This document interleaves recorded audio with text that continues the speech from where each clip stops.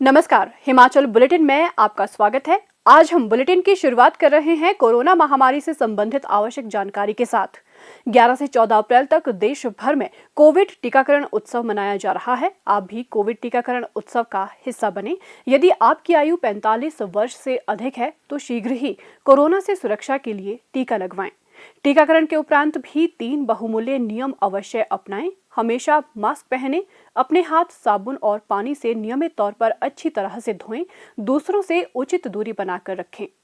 अब पेश हैं आज के समाचार। मुख्यमंत्री श्री जयराम ठाकुर ने आज मंडी व कुल्लू जिलों में कोविड-19 स्थिति की समीक्षा बैठक की अध्यक्षता की। इस अवसर पर श्री जयराम ठाकुर ने कोविड मामलों में तेजी से हो रही वृद्धि के दृष्टिगत राज्य में स्वास्थ्य अधोसंरचना के विस्तार पर विशेष ध्यान देने की आवश्यकता पर बल दिया।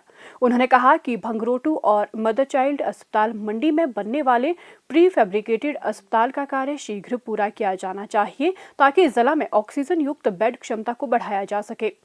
उन्होंने कहा कि परिवहन विभाग द्वारा बसों व अन्य सार्वजनिक परिवहन की प्रभावी सैनिटाइजेशन सुनिश्चित की जानी चाहिए। दुकानदारों को भी ये सुनिश्चित करना चाहिए कि no mask no service policy का कड़ाई से पालन किया जाए। उन्होंने कहा कि निजी बस ऑपरेटरों द्वारा भी बसों की उचित सैनिटाइजेशन के साथ साथ सवारियां निर्धारित संख्या में ही बिठाई जानी चाहिए। मुख्यमंत्री ने कहा कि जिला प्रशासन को ये सुनिश्चित करना चाहिए कि सामाजिक समारोहों जैसे विवाह आदि के लिए निर्धारित अधिकतम संख्या का सख्ती से पालन किया जाए। उन्होंने कहा कि यदि आवश्यक हो तो उल्लंघन करने वालों के खिलाफ कार्रवाई की जाए। श्री जयराम ठाकुर ने कहा कि जिला कुल्लू एक प्रमुख पर्यटक गंतव्य है और यहां आने वाले पर्यटकों द्वारा मानक संचालन प्रक्रिया का पालन सुनिश्चित करने के लिए प्रभावी कदम उठाए जाने चाहिए। उन्होंने कहा कि आयुर्वेद विभाग द्वारा होम आइसोलेशन में रह रहे मरीजों को काढ़ा उपलब्ध करवाया जाना चाहिए और काढ़े को सही तरीके से पीने के लिए उनका मार्गदर्शन भी किया जाना चाहिए। उन्होंने पुलिस विभाग को निर्देश दिए कि ये भी सुनिश्चित किया जाए कि पर्यटक मणिकरण, कसौल, मनाली इत्यादि पर्यटन स्थलों पर किसी भी प्रकार की लापरवाही न बरतें। मुख्यमंत्री श्री जयराम ठाकुर ने आज मंडी से प्रदेश में पंचायती राज संस्थाओं के 3000 से अधिक प्रतिनिधियों से वर्चुअली बातचीत की। इस अवसर पर उन्होंने कहा कि सभी निर्वाचित प्रतिनिधियों को आम जन और स्वास्थ्य विभाग के बीच एक सेतु के रूप में कार्य करके अपने अपने क्षेत्रों में कोरोना महामारी से लड़ने में सक्रिय भूमिका निभानी चाहिए। मुख्यमंत्री ने कहा कि देश, दुनिया और राज्य कोरोना महामारी के कठिन दौर से गुजर रहे हैं, इसलिए इस वायरस से लड़ने में सरकार का सहयोग करना हम सबका कर्तव्य है। उन्होंने कहा कि इस महामारी की दूसरी लहर अधिक जानलेवा और खतरनाक है, इसलिए पंचायती राज संस्थाओं के सभी नवनिर्वाचित प्रतिनिधियों को इस वायरस से निपटने के लिए सक्रियता से कार्य करना चाहिए। आप सबसे जो अपेक्षाएं हैं 3-4 चीजों को लेकर के, उसमें प्रमुख रूप से कि बहुत बड़ा नंबर हमारा इस वक्त जो है, जो कोविड के पॉजिटिव केसेस हैं, वो होम आइसोलेशन में है, गांव में है, अपने घर में। उनकी चिंता करना, ये दायित्व भी आप सब लोगों के ऊपर है। पंचायत के चुने हुए प्रतिनिधि के नाते मेरी पंचायत में 4 मामले हैं, मैं उनकी स्वास्थ्य की चिंता करूंगा, मैं उनके खाने की भी चिंता करूंगा। अगर परिवार के 4 सदस्य कमाने वाले कोई नहीं, कोई काम करने वाला कोई नहीं रहा, तो हम उनकी चिंता करें।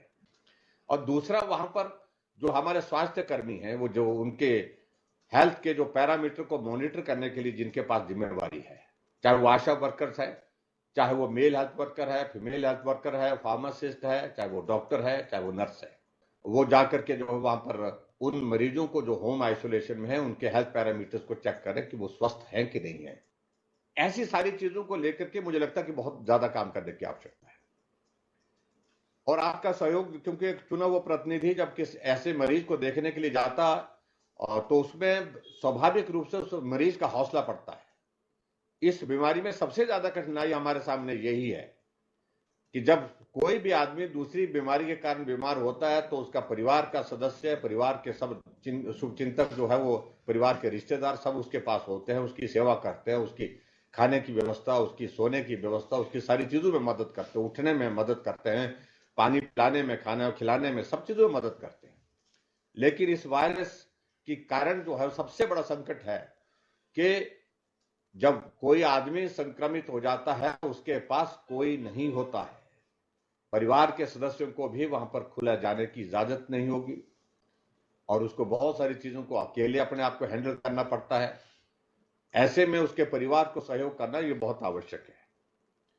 इसके अतिरिक्त बहुत सारे लोग ऐसे भी होंगे गांव में जहां पर उनके पास जो वहां पर एक्टिव केस तो हो गया, यानी कि कोई पॉजिटिव आ गया, उसके पास वहां पर ठहरने की व्यवस्था नहीं है। टॉयलेट कॉमन है, एक ही गांव में ऐसा नहीं होता कि हर बेडरूम के साथ टॉयलेट अटैच्ड होता है। अगर उनके घर में इस तरह की सुविधा नहीं है तो क्या आप उनके लिए कहीं अलग से व्यवस्था कर सकते हैं? जहां कम्युनिटी सेंटर है आपका, जहां कम्युनिटी सेंटर के साथ आपका जो है महिला मंडल भवन है या युवक मंडल भवन है, क्या कोई किसी का घर ही है जहां इस तरह की सुविधा करवा दे सकते हैं, ताकि परिवार के बाकी सदस्यों को संक्रमण से बचाया जा सके। दूसरे सबसे बड़ी बात, जो महत्वपूर्ण बात है, कि जैसे मैंने बताया कि ये वायरस और पिछले वायरस में अंतर यह है कि इसका संक्रमण बहुत तेजी से फैल रहा है, बहुत तेजी से, जिसकी आप कल्पना नहीं कर सकते। और स्वाभाविक रूप से उसमें आप मान करके चलिए, अगर ये संक्रमण इसी प्रकार से फैलता रहेगा, तेज गति से फैलता रहेगा, तो बहुत सारे लोग जो है इसके चपेट में आएंगे और फिर उसमें कठिनाई बढ़ेगी। उसमें हम कैसे कर सकते हैं? तो इसलिए लोगों को गांव में उस सारी चीज के लिए तैयार करना, गांव में लोगों के बीच में ये जानकारी उपलब्ध कराना। जानकारी लोगों को है, लेकिन ढीले पड़ के हैं, कुछ नहीं होता है। कुछ लोगों को कोविड हो गया, वो ऐसा बोलते हैं हमको हो गया, कोविड हो गया, तो इसलिए उन सब लोगों को इस बारे में जो है जानकारी ठीक तरह से पहुंचाना, मास्क पहनना, सैनिटाइजर का इस्तेमाल करना, बार बार हाथ धोना, साबुन से हाथ धोना, ये बहुत बहुत महत्वपूर्ण चीजें हैं। वैक्सीनेशन के सिलसिले में मुझे सिर्फ आपसे इतना ही कहना है कि वैक्सीनेशन का अभियान हमारा चला हुआ है और उस वैक्सीनेशन के अभियान में अभी 11 से 14 तारीख तक हमारा यह अभियान विशेष रूप से चला है। उसमें भी मेरा आप सबसे निवेदन है कि गांव में कोई लोग ऐसे हैं जिनको हॉस्पिटल तक पहुंचाने में कठिनाई है, तो आप मदद करिए वैक्सीनेशन कराने के लिए। 45 साल से ऊपर के लोगों के वैक्सीनेशन का यह अभियान हमने चलाया है और वहां पर इस बात के लिए भी आप सहयोग कर सकते हैं, कहीं उनको वहां आने में जाने में कठिनाई है, उसमें मदद क्या कर सकते हैं। कहीं रास्ते में उनके लिए जो जहां सेंटर में जाकर के उनके लिए और मदद करने की जरूरत है, खाना खिलाने की, चाय पिलाने की अगर मदद है तो वो भी आप सब लोग कर सकते हैं, क्योंकि ये सारी चीजें आप लोगों के बीच से आनी चाहिए। हम आपसे उम्मीद करते हैं कि इन सारी चीजों में आप लोग मदद करेंगे। मुख्यमंत्री ने कहा कि पंचायती राज संस्थाओं के प्रतिनिधियों को बाहरी राज्यों से आ रहे लोगों, विशेषकर उन राज्यों जहां इस महामारी का प्रकोप अधिक है, पर निरंतर निगरानी रखनी चाहिए। उन्होंने कहा कि जहां तक संभव हो सके ऐसे लोगों को 10 से 14 दिनों तक होम क्वारंटीन में रहने और स्वयं की कोविड-19 की जांच करवाने तथा संबंधित क्षेत्र की आम जनता के साथ मिलने जुलने से परहेज करने को कहा जाए। स्वास्थ्य एवं परिवार कल्याण विभाग द्वारा दोपहर 2 बजे तक जारी बुलेटिन के अनुसार प्रदेश में कोरोना संक्रमण की जांच के लिए आज 1275 लोगों के सैंपल लिए गए, जिनमें से 208 लोगों की रिपोर्ट नेगेटिव पाई गई है, जबकि 1065 लोगों की रिपोर्ट आना बाकी है। अभी तक 13,34,101 लोगों की जांच की जा चुकी है, जिनमें से 12,62,276 सैंपल की जांच नेगेटिव पाई गई है।